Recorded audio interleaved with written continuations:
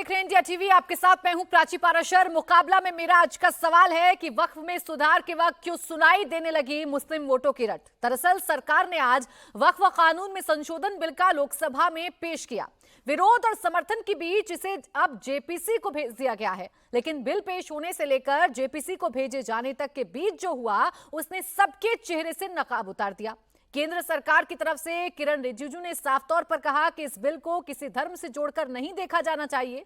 यह बिल उन लोगों के लिए है जिनका हक दबाया गया है। रिजिजू ने भले ही दो टूक सरकार की मंशा साफ कर दी, लेकिन विपक्ष ने वक्फ कानून में संशोधन को मुस्लिम धर्म में हस्तक्षेप का नैरेटिव बनाना शुरू कर दिया। कांग्रेस इसके काउंटर के लिए राम मंदिर को बीच में ले आई। सपा ने तो लोगों के सड़कों पर उतर जाने का डर दिखा दिया। एआईएमआईएम एक कदम और आगे बढ़ी और केंद्र सरकार को ही मुस्लिम विरोधी करार दे दिया।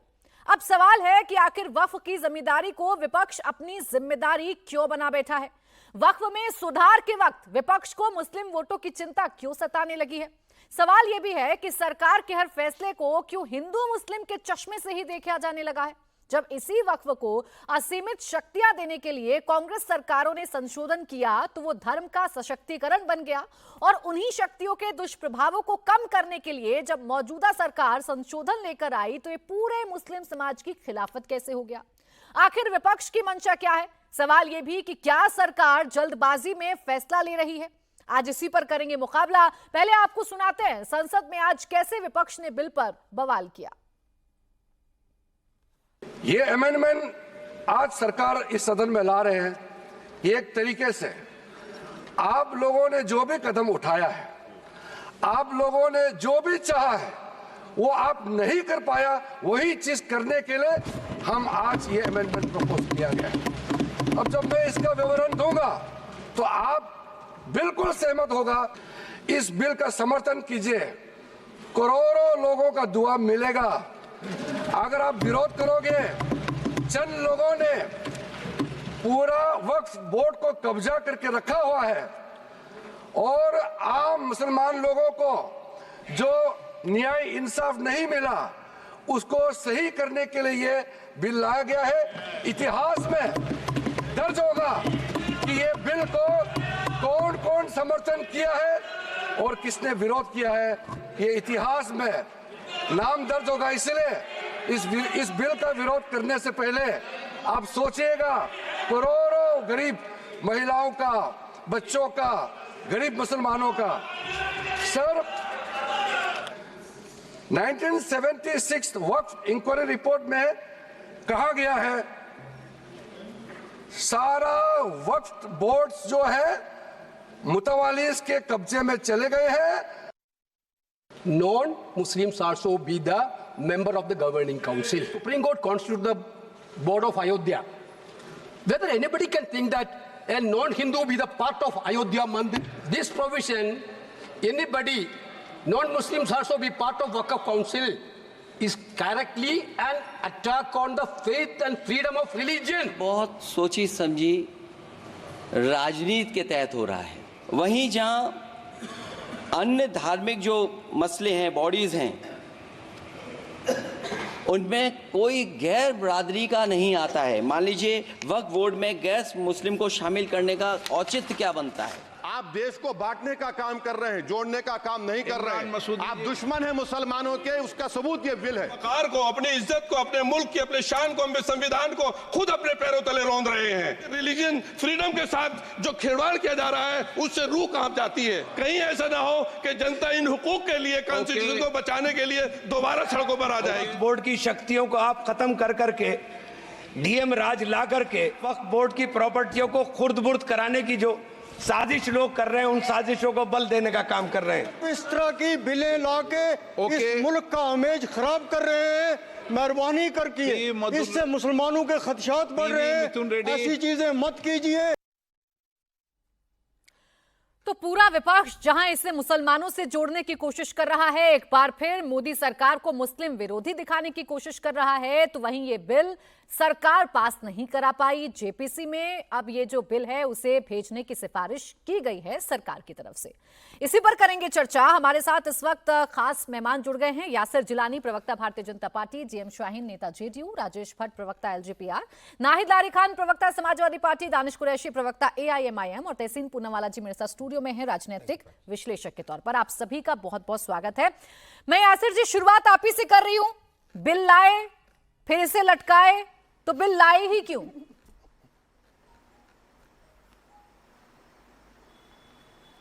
देखिए, बिल जब भी आता है तो अच्छे वजह से आता है।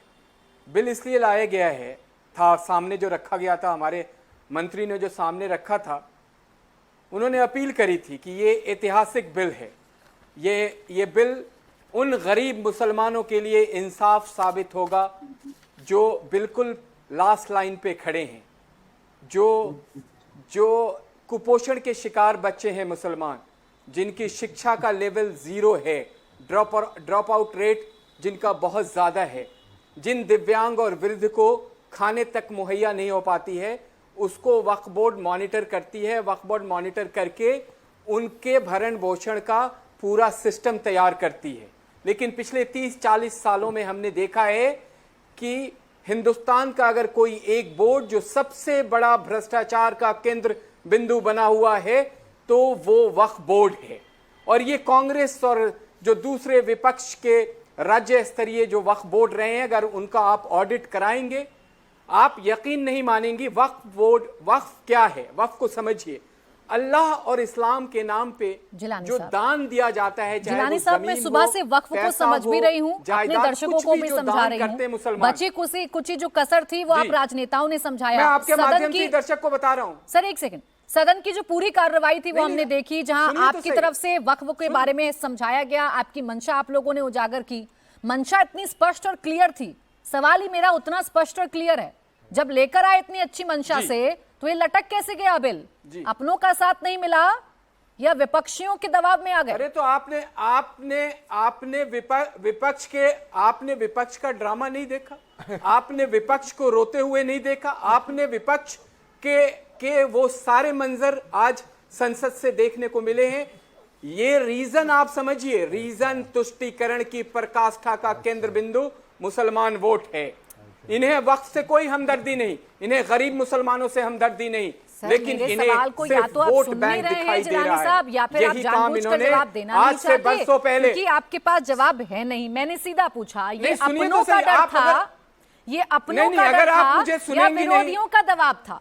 बस इतना जवाब देना है आपको। उसके बाद विपक्ष क्या कर रहा है वो तो विपक्ष से सवाल पूछ ही लूंगी मैं अभी। अच्छा नहीं, जी बोलिए ना, बोलिए। नहीं, आपको कम से कम मैं बताऊंगा तो सही ना, जिस तरीके से शाबानों के केस में हमने देखा, जिस तरीके। अच्छा, ये आप यकीन मानिए कि ये वजीर आजम नरेंद्र मोदी के नेतृत्व वाली सरकार है। जो चीज ठान लेते हैं वो पूरा करते हैं, और पूरा भी विकास उसका सबसे मूल मंत्र होता है। कंफ्यूज कर रहे हैं अभी, मैं थोड़ा कंफ्यूज हो गई हूं। मंशा बड़ी स्पष्ट है, सब कुछ एकदम क्लियर है। आपको मुसलमानों की चिंता है, विपक्ष का रोना धोना है, विपक्ष का नैरेटिव है। ये कैसे फंस गया बिल? विपक्ष के दबाव में तो कभी सरकार आई नहीं।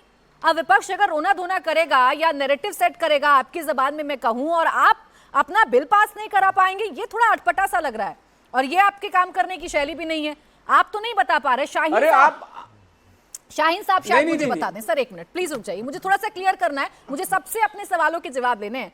शाहीन साहब, लल्लन सिंह जब बोल रहे थे सदन के अंदर, हम सब सुन रहे थे, बड़ा अच्छा लग रहा था, बड़े एग्रेसिवली बोल रहे थे, कांग्रेस पर निशाना साध रहे थे, कितनी ट्रांसपेरेंसी के लिए बिल लाया जा रहा है हम सबको बता रहे थे। लेकिन फिर क्या हुआ? जेपीसी में क्यों भिजवा दिया इसे? देखिए, हमारी कोशिश होनी चाहिए कि सरकार में हम अच्छे से अच्छा क्या कर सके और जिसमें ट्रांसपेरेंसी कैसे ला सके हम लोग पूरे सिस्टम में। अगर उसके लिए हम लोग देखिए काम कर रहे हैं तो उसमें किसी को तकलीफ क्यों होना चाहिए? अगर हम लोग चाहते हैं कि हर एक चीज में ट्रांसपेरेंसी रहे, किसी का हक ना छीना जाए, किसी गरीब जो है उसका नाम ना बेचा जाए, तो इसमें मुझे नहीं लग रहा कि प्रॉब्लम होनी चाहिए। कि देखिए, हम पिछले 70 साल से क्या चल रहा है, हमें ये नहीं देखना हमें ये देखना है कि देश में अच्छे से अच्छा सिस्टम कैसे दे सके हम लोग। तो उसमें क्या तकलीफ है अगर हर एक की बात, हर एक का जो है वो सब चीज सामने रखकर हम लोग एक बिल लाया गया, तो मुझे नहीं लग रहा कि इसमें किसी को कोई प्रॉब्लम होनी चाहिए। नहीं शाहीन जी, कोई प्रॉब्लम नहीं है। मजबूरी है शाहीन राजनीति साहब, करना। नहीं शाहीन साहब, कोई प्रॉब्लम नहीं है। मैं तो जानना चाह रही थी ना, मैं तो वजह जानना चाह रही हूँ। मुझे सरकार की मंशा पर अभी कोई शक नहीं हो रहा है। आप लोगों के नेताओं ने, खुद आपके नेता ने, वही मैं बता रहा हूँ कि देखिए इसमें किसी को शक नहीं होना चाहिए। आपकी मंत्री ने आज खुद सदन में बताया, बहुत शार्पली बोल रहे थे, कह रहे थे कि ट्रांसपेरेंसी होनी चाहिए। अगर कहीं पर डिक्टेटरशिप हो जाए किसी संस्था में तो सरकार का हक बनता है कि कानून लाए। तो ये बताइए ना, ये जेपीसी में कैसे पहुंच गया, लटक क्यों गया इतनी अच्छी मंशा वाला ये कानून? वो करेंगे, उसमें कोई दो राय वाली बात नहीं है। और इससे पहले भी किया है और आगे भी काम करते रहेंगे। जहां पर लगेगा कि ट्रांसपेरेंसी नहीं आ रही है तो वहां पर बदलने में भी कोई ज्यादा टाइम नहीं लगेगा। ये मेरे सवाल का जवाब नहीं है। मुझे नहीं समझ नहीं आ रहा कि आज आप लोग मेरे सवालों से बच क्यों रहे। मैं तो सिर्फ ये जान रही हूँ, आप साथ हैं या नहीं? सवाल देखिए प्राची, आप ही के सवाल का जवाब दे रहे हैं। एक सेकंड जला लीजिए। बोलिए शाहीन। देखिए, अगर सिस्टम में बेहतरी लाने में इनको तकलीफ क्यों होना चाहिए कि 70 साल से ये चलता आ रहा है और 70 साल के आगे क्या सिस्टम ठीक नहीं होना चाहिए? अगर 70 साल ये लोग करप्शन करते रहे तो हमें क्या उसी करप्शन के साथ चलना है? विपक्ष ने क्या किया मैंने सुनवाया अपने दर्शकों को। विपक्ष की जबान पर कैसे मुसलमान शब्द अटक गया है मैंने अपने दर्शकों को सुनवाया। लेकिन आप लोगों की मंशा बड़ी क्लियर थी, इसलिए मेरे जहन में ये सवाल आ गया कि इतनी अच्छी मंशा के साथ, इतने बड़े बड़े कसीदे पढ़ने के साथ ये बिल आपका अटक क्यों गया? ये जेपीसी में क्यों चला गया? अपनों का साथ नहीं मिला, कोई दबाव में आ गए आप लोग, हो क्या गया? बस ये जानना चाह रही थी। खैर, मेरी पूरी चर्चा पढ़िए सर। देखिए अगर किसी को लगता है कि इस बिल से कोई प्रॉब्लम है या यह बिल एक वो ट्रांसपेरेंसी नहीं या कुछ है, तो वो अपने हिसाब से देख ले। लेकिन हमारी जहां तक कोशिश है, हमने की भी और आगे भी करते रहेंगे। जाने का मतलब नहीं था सर, आप बहुत अच्छे से जानते हैं कैसे वोटिंग होती है और कैसे बिल पास होते हैं। इससे पहले ना जाने कितने बिल आप लोगों ने पास कराए। अब मैं तहसीन जी आपके पास आऊं, बस एक कमेंट मुझे नाहिद लारी खान जी का लेना है।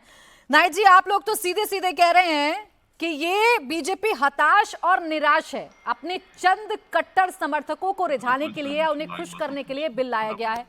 बताइए तो जरा, इसमें मुसलमान वाला चश्मा कैसे लगा? देखिए प्राची जी, ये जो बीजेपी जो 400 पार का नारा देती थी, अब इनकी ये स्थिति हो गई कि अल्पमत में आ गए हैं। चरणप्राश की इनकी सरकार चल रही है, मतलब यानी नीतीश जी और नायडू जी के चरण पर बैठकर ये लोग प्राश ले रहे हैं, इसलिए चरणप्राश की सरकार चल रही है। अब केवल चीप पॉपुलैरिटी के लिए इस तरह का कानून लेकर संशोधन करने की बात कर रहे हैं। ऐसे ही चीप पॉपुलैरिटी के लिए कानून, नजूल कानून में भी की भी बात हुई थी उत्तर प्रदेश में। नतीजा क्या हुआ कि इनके बीजेपी के खुद के नेताओं ने, एमएलसीज ने इसका विरोध कर दिया। तो ये आप समझिए, अब ये जो बीजेपी तो ये समझ रही है, ये तो हीन भावना से ग्रस्त है, हताश है, निराश है, क्योंकि जिस प्रकार से अभी 2024 का चुनाव हुआ, ये समझ गए हैं कि पीढ़े यानी पिछड़े दलित आदिवासी समाज ने इनको वोट नहीं दिया, ये इनके साथ नहीं। लेकिन इनको तकलीफ इस बात की हो गई है कि इनको ये भी मालूम चल गया है कि जिनको ये जेबी वोटर कहते हैं, यानी अपर कास्ट हिंदूज, जिनका वोट समझते कि इनकी जेब में, ये भी काफी हद तक इनसे खिसक चुका है। या आप देख लीजिए नतीजा, अयोध्या, इलाहाबाद, जिस तरह से संगम जी ने, महाकुंभ जहां होता, संगम जी ने आशीर्वाद दिया, राम जी ने आशीर्वाद दिया, बद्री जी ने आशीर्वाद दिया, हरिद्वार में माँ गंगा ने आशीर्वाद दिया, चित्रकूट में आशीर्वाद मिला समाजवादी पार्टी और इंडिया गठबंधन को। तो इससे ये बीजेपी घबरा गई। अब ये सारा जो काम कर रहे हैं, किस प्रकार से जो वोट हमसे खिसक चुका है हमारे जेबी वोटर का, उनको खुश करें और वो वोट वापस ले ले। तो अब ये बड़ी बात उनका भी वापस नहीं आएगा, उस वोटर को ये समाज भी समझ गया कि बीजेपी का मतलब सोच वाला बताइएगा नाहिद जी। तो ये कैसे सेकुलर हो गए आप?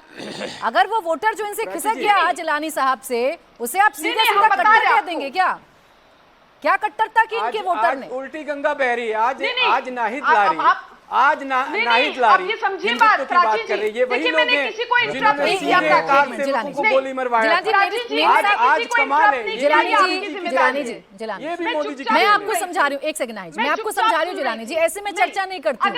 एक एक करके मेरे मेहमान बोलते हैं और चूंकि मेरे पास बड़ा पैनल है मेहमानों का, तो बीच बीच में अगर कोई बोलेगा तो समय चला जाएगा, जस्टिफाई नहीं कर पाऊंगी सबके साथ। नाहिद जी बोलिए।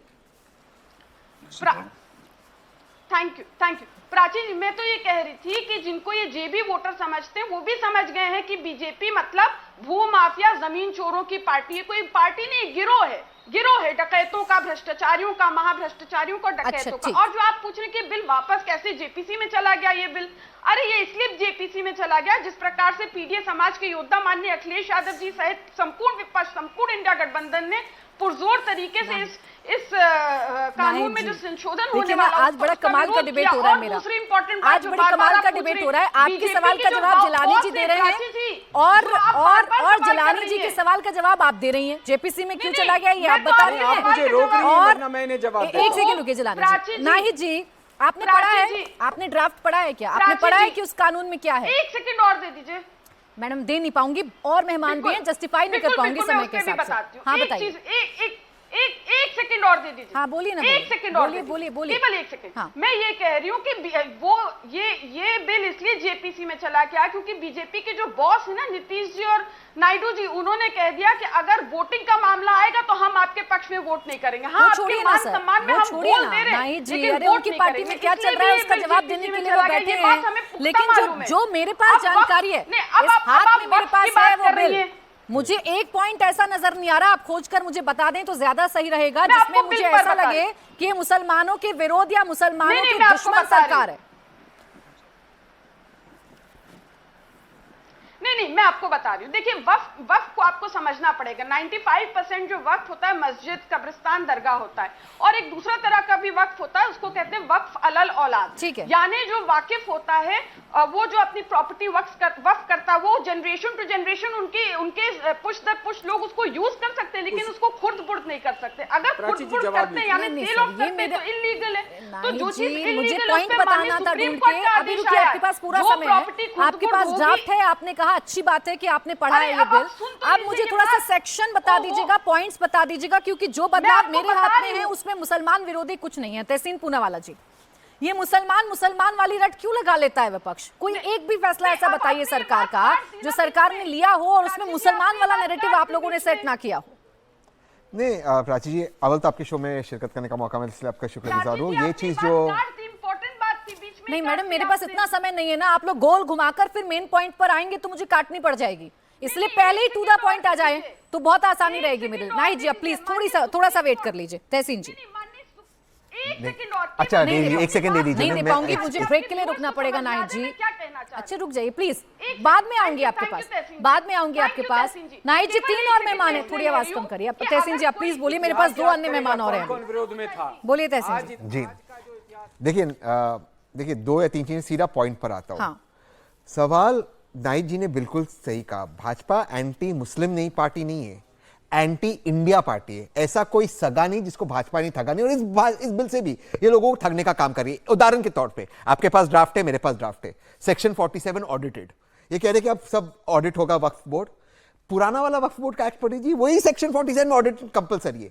तो अब बीजेपी के प्रवक्ता भाई ने क्या कहा, उन्होंने कहा, मैं वो बैटम कोट कर रहा हूं, सारा नोट किया, पिछले 25 सालों में वक्फ में इतना भ्रष्टाचार हुआ है। अरे भाई 25 सालों में 16 साल भाजपा की सरकार रही है, अधिकतर सूबों में आपकी सरकार रही है। भ्रष्टाचार में वक्फ में आप लोग मेंबर्स अपॉइंट करते हैं, और अगर भ्रष्टाचार हो रहा तो क्या कर रही थी भाजपा? पहली बात। दूसरी बात, ये ऑडिटेड रिपोर्ट, फिर उन्होंने कहा, वह बैटम कोट कर रहा हूं भाजपा के प्रवक्ता, ऑडिट नहीं होता है, ऑडिट नहीं होता जबकि कंपलसरी रूल है, इसका इनकम टैक्स रिटर्न फाइल करना पड़े, इनकम हो या ना हो रिटर्न फाइल करना पड़े। 16 साल से आपकी सरकारें नहीं हो रहा है, तो आप क्या कर रहे थे? सबसे पहले इंडिया टीवी पे आए, रजत शर्मा जी से माफी मांगे, इस तरह से देश को ठगते हो। दूसरी बात देखिए, फिर से बीच में बोल रहे हैं, ये देखिए एक्सपोज होते ना, ये देखिए कैसे एक्सपोज होते, तो ऐसे हाथ ऊपर करते हैं, ये गलत वो गलत। भैया मेरा पॉइंट बताए, मैं गलत क्या बोला? आप मुझे बताएं, क्या मेंबर्स कौन अपॉइंट करता? सरकार करती ऑडिट। अच्छा, मैं इस शो पे माफी मांगूंगा अगर वो मैं झूठ बोला, या ये राजनीति छोड़ दे। चले आपके सेक्शन 47 निकालिए, पुराने एक्ट निकालिए, ऑडिट कंपलसरी है, इनकम टैक्स रिकॉर्ड कौन अपॉइंट करता? मैं कौन से पॉइंट पे झूठ बोल रहा हूं? अच्छा एक बात बताइए, आपके पास कोई तर्क नहीं है तो मैं झूठ बोल रहा हूं, आप मेरे को एक्सपोज कीजिए ना, जैसे मैंने आपको किया। तहसीन पूनावाला जी आपके पॉइंट को मान लेती हूं। जिलानी जी हंस रहा हूं ना, आपके दलीलों पे हंस रहा हूं, चैनल पे चर्चा हो आपके रही है, दलीलों पे हंस रहा हूं, हंस रहे हैं आपके दलीलों पे हंस रहा हूं। प्राची जी ये गलत बिल्कुल बात है। हंस रहा हूँ, वापस इतने- हंसता हूँ, नहीं, आपकी आप- दलीलों पे हंस रहा हूँ। मेरे आगे बोलिए। दलीलों पे 25 साल में आप 16 साल नहीं आपकी सरकार आप हैं थी। कौन? अरे रुकिए। आप हैं कौन? किसको मैं स्टार हूँ, represent आगे करते हैं बोलिए। आप? मैं बिल्कुल स्टार आप हूँ, आगे वक्फ बोर्ड को बोलिए। represent करते मैं हैं। स्टार हूँ, आप आगे किस बोलिए। संगठन को represent मैं भारत करते का हैं? नागरिक हूँ, एक आप हैं सुपरस्टार हूँ, कौन? आगे बोलिए। चलिए, अरे आप मैं कुछ कौन नहीं हूँ, है। क्या हूँ, आप बताइए ना। अरे मेरी हाँ, दलील में अच्छा आप चलिए फॉल्ट थोड़ी सी आवाज दिखाइए। कम करिए, यासिर जी की आवाज कम करिए। आपके पास कोई तहसीन point जी, है? मेरा एक सवाल है, point मेरा है? पॉइंट ले लीजिए। चलिए मेरा पॉइंट ले लीजिए। जब इतना सब कुछ है, पहले से ही तय है, और आप बार बार कह रहे हैं कि चलिए ऑडिट का भी प्रावधान है, सब कुछ है, भ्रष्टाचार हो रहा है तो इनकी सरकारें जिम्मेदार हैं, तो फिर ये बिल संविधान की मूल धारणा के खिलाफ क्यों बता रहे हैं आप लोग, जब पहले से ही ऐसा सब कुछ है? क्या ऐसा इस बिल में आ गया कि संविधान के खिलाफ हो गया? नहीं, जो इनकी मंशा थी, फॉर एग्जाम्पल ये आर्टिकल 25 के ऊपर एक हमला है, क्योंकि जिस तरीके से इनको बिल लाना था और इनको एक्चुअली जिस तरीके से पास करना था, जैसे आपने बताया प्राची जी, पहले बिल्स कैसे पास होते हैं। अनफॉर्चुनेटली नाइट जी बिल्कुल सही कह रहे हैं, इनके पास समर्थन नहीं था, वरना ये बिल पास कर देते। अगर आज मैं इस बिल इस चीज का समर्थन करता हूं कि जेपीसी में गया, अब जेपीसी में सारी पॉलिटिकल पार्टीज अपने अपना संविधान की मूल धारणा पर हमला कैसे? आपको ये बताना होगा, जब सब कुछ इसमें ठीक है और ऑडिट की बात हो रही है, जो पिछले के प्रावधान भी थे। एक छोटा सा जवाब मुझे दानिश कुरैशी जी से लेने दीजिए, फिर ब्रेक हो जाएगा, क्योंकि उनकी पार्टी भी बहुत बड़ी बड़ी बात कर रही है। दानिश कुरैशी जी, आपने तो सीधा कह दिया आप दुश्मन हैं मुसलमानों के, आपने तो सीधा सरकार को दुश्मन ही बता दिया मुसलमानों के। उदाहरण के साथ जरा एक बार एक्सप्लेन कर दीजिए, कैसे दुश्मन हो गई सरकार? देखिए, अगर आप जैसी एंकर अगर सवाल पूछेंगी कि कैसे दुश्मन है, तो मुझे लगता है कि फिर तो इस देश में क्या बचेगा बाकी। आप अगर चुनाव देख लेंगी, लोकसभा का चुनाव, तो आपको याद आ जाएगा कि किस तरह से हिंदू बहनों के गले से लेकर मुसलमानों तक पहुंचाने की बात देश के सर्वोच्च पद पर विराजमान नरेंद्र मोदी जी कहते थे। तो बताइए ये क्या था? आप पूछिए कि ये क्या था जब वो ये कहते थे कि हम किसी सूरत हाल में मुसलमानों को आरक्षण नहीं लेने देंगे। तो अब और क्या बाकी बचा है? तो अब इससे बढ़ के मैं एक बात बताऊं, आज के दिन में सबसे ज्यादा खुशी की बात मुझे ऐसा लगता है कि जो है वो ये है कि पूरा विपक्ष जो है इस पर एकजुट होकर बोला। लेकिन ये जो सोच बनाई, इसके लिए हम सलाम करेंगे बैरिस्टर सदुद्दीन ओवैसी साहब को, ताकि समाज ने मिलके उनके ऊपर ये दबाव बनाया। वरना आर्टिकल 341 में तमाम लोगों ने मिलके मुसलमानों को बिल्कुल चुपचाप, जब पार्लियामेंट तक कोई जाता ही नहीं था, किसी को कोई पता ही नहीं चलता था, और ऑर्डर फाइनल करके सब कुछ काम मुझे खत्म नहीं कर दिए समझ में आता लेकिन दानिश जी, मुस्लिम समाज आप पे ये जब यहाँ पर आते हैं ना, बैरिस्टर तो ना सदुद्दीन जाने ओवैसी साहब की कौन से बदौलत भारत का टूर आज मुझे सुनिए। कराने लगते हैं। जिस हिंदुस्तान में मैं रहती हूँ, जिस देश की मैं निवासी हूँ, आप निवासी हैं, ये फिल्म मैंने कभी नहीं देखी, ये दृश्य मैंने कभी नहीं देखा है दानिश कुरैशी जी। तो इसे कम से कम बंद करिए और वक्फ बोर्ड के जरिए बताइए ना सरकार कैसे दुश्मनी निकाल रही है। मैं आपको बताऊं, देखिए वक्फ बोर्ड के मामले में जो पूरा मामला निकल के आता है, सबसे पहले तो ये एक सबसे बड़ा जो हम्बक बात वो कह रहे हैं कि वक्फ की इतनी प्रॉपर्टी, वक्फ की कुछ भी प्रॉपर्टी नहीं है। प्रॉपर्टी जितने भी है वो तमाम ट्रस्ट की है, और ट्रस्ट को जो प्रॉपर्टीज जाती हैं वो आपकी और हमारी, या जो लोग भी हैं, जिन लोगों ने इसके अंदर में दान किया है उनकी प्रॉपर्टी है, और वो जाके वक्फ में सबमिट होता है। इस तरह से एक नैरेटिव बनाने का काम कि 10 लाख एकड़ जमीन जो है वक्फ बोर्ड की है, तो वक्फ बोर्ड में किसी ने किसी को कुछ दिया नहीं है। जिन लोगों ने डोनेट किया है, जो प्रॉपर्टी जा रही है वो अल्लाह के नाम पर जा रही है, वो धार्मिक आधार पर जा रही है। अगर उसका ऑडिट हो जाएगा या डीएम को इस बारे में पता होगा कि वक्फ के पास कितनी प्रॉपर्टी है, किसने क्या दान किया, तो इसमें क्या बदल जाएगा ये मुझे समझ नहीं आ रहा। भट्ट जी, अब आपका पक्ष जान लेना भी बड़ा जरूरी है। महत्वपूर्ण प्लेयर अब तो एनडीए सरकार का हर एक प्लेयर है। ये जेपीसी में क्यों चला गया? इतनी अच्छी मंशा अगर सरकार की है तो पास क्यों नहीं हो पाया?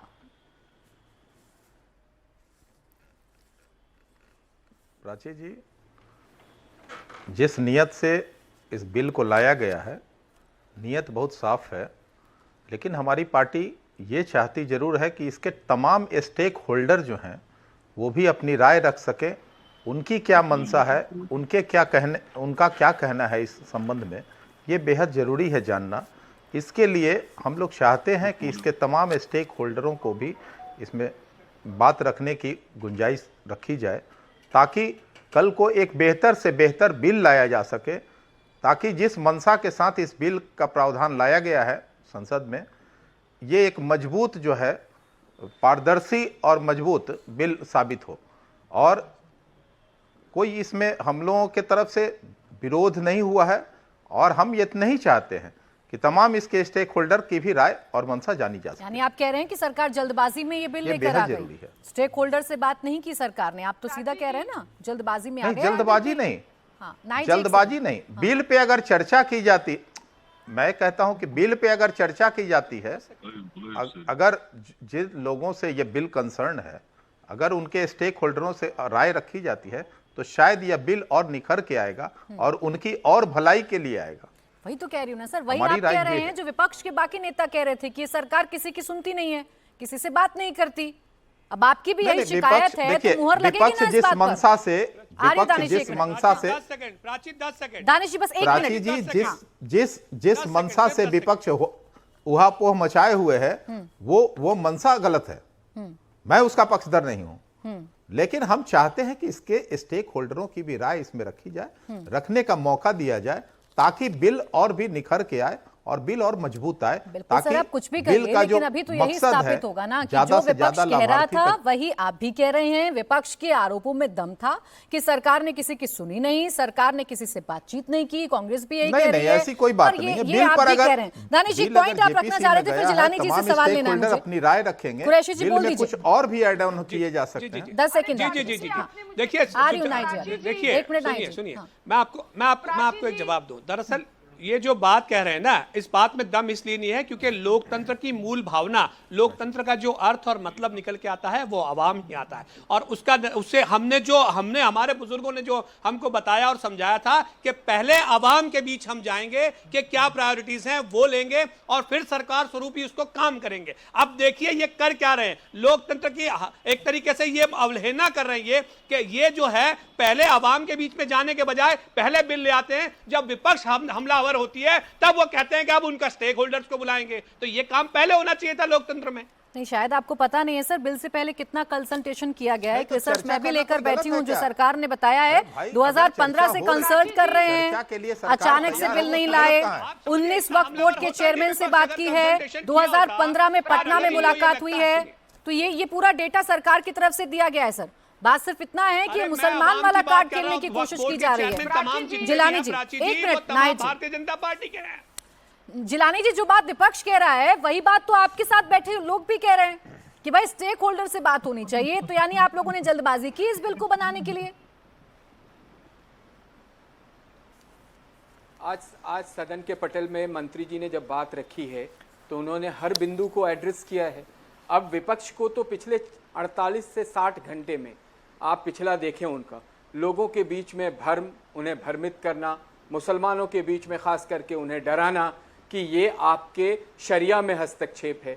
मैं MIM के जो यहाँ बैठे हुए हैं महानुभाव, उनसे पूछना चाहता हूँ कि उस वक्त आप शरिया में हस्तक्षेप नहीं करते जब वक्फ बोर्ड की गई दान की भूमि वक्फ बोर्ड का चेयरमैन या कोई नेता कब्जा कर लेता है, तो तब आपके नेता को याद नहीं आता है कि ये मुसलमानों के से दुश्मनी निकाली जा रही है, क्योंकि आपको वोट बैंक संभालना है।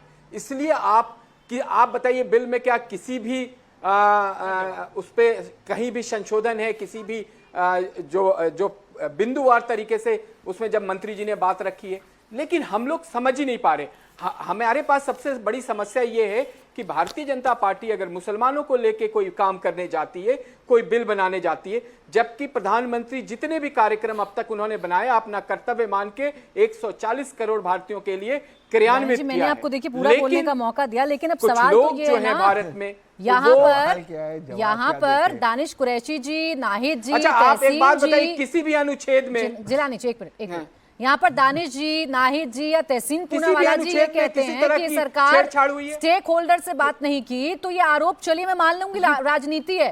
राजेश भट्ट जी कह रहे हैं, इंट्रोडक्शन दे देती हूँ, प्रवक्ता है LJPR के। आप बिलीव करें कि नहीं, आपको मैं बताऊं कि बहुत सारे लोगों के बीच में ये चर्चा की गई है, उनसे राय लिया गया है। बहुत सारे NGO, बहुत सारे मैडम, सबको बराबर जो सोशल एक्टिविज्म में रहते हैं, जो मुसलमानों के बीच में काम करते हैं, मुझे नहीं समझाना। अब इनसे नहीं पूछा गया, इनको लगता है कि पहले इनसे पूछा जाए। जिलानी जी पहली बार देख रही हूँ कि कोई लाइन क्लियर करने में इतनी कंफ्यूजन हो रही है। मैं नहीं कह रही हूँ आपसे, मैं तो कह रही हूँ भाई कि आप बहुत अच्छी मंशा से लेकर आए ये सवाल आपका। अरे मुझे समझाने से अच्छा या नाहिद जी, तहसीन जी, दानिश जी को समझाने से अच्छा आप राजेश भट्ट जी की पार्टी को समझा देते तो शायद ये जेपीसी में ना जाता। आज इतने अच्छे बिल को जो बहुत एकदम ट्रांसपेरेंसी के लाया जा रहा था आपके मुताबिक वो पास हो जाता। नाहिद जी अब आ जाइए आप चर्चा में, समझा दीजिए। फिर आ रही हूँ मैं आपके पास, बहुत देर से नाहिद जी बोल रहे हैं वरना फिर आरोपों की बौछार कर देंगी मुझ पर। बिल में जो बदलाव हुए हैं नाहिद जी पहले सुन लीजिएगा प्लीज। बिल में जो बदलाव हुए हैं मैं जितनी भी पढ़ रही हूँ एक बदलाव मुझे ऐसा नहीं लग रहा जिसमें मुझे ऐसा लगे कि ये हमारे देश के मुसलमानों को परेशान करने के लिए लाया गया है। ठीक प्राची जी, देखिए जो माननीय किरण रिजिजू जी हैं वो उन्होंने काफी बार अपने संबोधन में उन्होंने माननीय सुप्रीम कोर्ट का हवाला दिया, तो उसी बात को मैं आगे ले जाना चाहती हूँ। माननीय सुप्रीम कोर्ट की बात मैं भी करना चाहती हूँ। देखिए अभी मैंने बताया कि अगर कोई भी जमीन खुर्द-बुर्द करता है या सील ऑफ करता है तो इलीगल है, तो मामला सिविल कोर्ट में जाएगा। यहां तक माननीय सुप्रीम कोर्ट का भी रिसेंट का आदेश है कि प्रॉपर्टी के मामले में कोई भी एग्जीक्यूटिव ऑफिसर, चाहे एसडीएम हो, तहसीलदार हो, डीएम हो, कमिश्नर हो, वो फैसले नहीं ले सकते। ये मैटर सिविल कोर्ट में जाएगा। तो क्या बीजेपी माननीय सुप्रीम कोर्ट से भी ऊपर है? मतलब आप माननीय सुप्रीम कोर्ट के आदेशों की अवहेलना कर रहे हैं। दूसरा पॉइंट जो माननीय सुप्रीम कोर्ट ने कहा है वो ये कहा है कि once a graveyard is always a graveyard, you can not change it. और जो वक्त की ज्यादातर 95% जमीन है वो सारी जमीनें कब्रिस्तान है, मस्जिद है। तो ये तो माननीय सुप्रीम कोर्ट का मैं हवाला दे रही हूँ। देखिए अब मैंने बीच में किसी को इंटरप्ट नहीं किया, सुने बात। और तीसरी बात जो मैं आपको ये कहना चाह रही हूँ प्राची जी मैं बोलूं, दिल्ली के डिफेंस कॉलोनी के सामने। देखिए मैंने किसी को इंटरप्ट नहीं करा, आप मेरी बात सुने प्राची जी। इस तरह से डिबेट मत करिए, सीरियस मैटर है। मैं आपके पास ही आऊंगी सीधा, आप कर लीजिएगा काउंटर, उनको कंप्लीट करने दीजिए। इनको आपने फिर आ रहा हूं। मैं भी बहुत सीरियस आपको जवाब दे रहा हूं। हाँ नाई जी बोलिए। देखिए जो तीसरा पॉइंट मैं ये कहना चाह रही हूँ, अरे भाई इनको चुप कराए। देखिए जो तीसरा पॉइंट मैं ये कह रही हूँ कि जो वक्फ जो करते हैं तो ये वाकिफ जो वक्फ होता है, ये वाकिफ का जो है धार्मिक मामला है, ये मजहबी मामला है। जो वाकिफ है इसका मजहबी मामला है वक्फ करने का। तो इस तरह से जो देखिए आज तो आपको सारी जानकारी है और वक्फ के बारे में जाहिर सी बात है नाहिद जी आप मुझसे ज्यादा जानती होंगे, आपको मुझसे ज्यादा पता होगा। इससे पहले के भी जो संशोधन हुए हैं आप मुझसे बेहतर जानती होंगी। जी जी अगर मैं गलत हूं तो करेक्ट करिएगा नाहिद जी, आप ही करेक्ट कर सकती हैं मुझे। 2013 का संशोधन हुआ, उसमें जो पावर मिली वो पावर क्या थी? वो ये थी कि अगर कोई शख्स ये मान रहा है कि उसकी जमीन पर कब्जा हुआ है, वो गलत है, वो दान में नहीं देना चाहता उस जमीन को, तो वो कोर्ट नहीं जा सकता, शिकायत नहीं कर सकता, उसे वक्फ के पास ही जाना पड़ेगा, नहीं तो फिर ट्रिब्यूनल के पास जाना पड़ेगा। तो ये जस्टिफाई है, ये न्याय है। मैं जवाब दूं नहीं, मैं आपको बता रही हूं। बताइए। देखिए अभी जो इन्होंने संशोधन किया है, अभी जो बीजेपी सरकार ने संशोधन किया है कि डीएम के पास जाएंगे, तो डीएम के पास आप नहीं जा सकते हैं। डीएम क्या कर सकता है? ये तो सुप्रीम कोर्ट कह रहा है ना, प्रॉपर्टी के मामलों में आप डीएम, एसडीएम, तहसीलदार और कमिश्नर कलेक्टर के पास रेवेन्यू रिपोर्ट रहेगी, रेवेन्यू रिपोर्ट रहेगी, रेवेन्यू रिपोर्ट रहेगी और 90 दिन का वक्त होगा ट्रिब्यूनल में अपील के लिए, 90 दिन का वक्त होगा और उसके बाद आप कोर्ट जा सकते हैं। असली जानकारी ये है। तो सही फैक्ट के साथ हम बात करें तो देश के मुसलमान भ्रमित नहीं होंगे नाहिद जी, तहसीन जी।